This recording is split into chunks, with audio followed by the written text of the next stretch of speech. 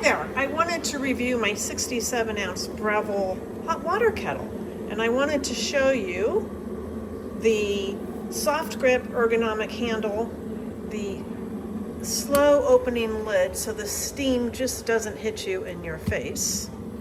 And we use this for hot tea in the evening, and I use it to boil water in the morning to add to my coffee cup to heat up my coffee cup before I put coffee in there. The window that you can see is illuminated, and it tells you how many cups you have. Again, this is 57 ounces.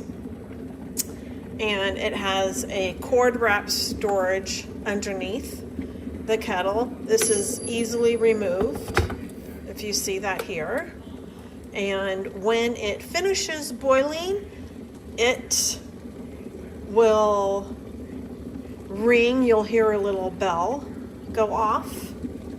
And if you can hear it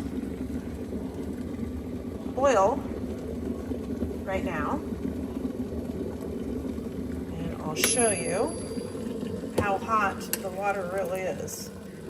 I mean, it is just steaming hot. And yes, I highly recommend this. We use this at least twice a day. It's never given us any problems.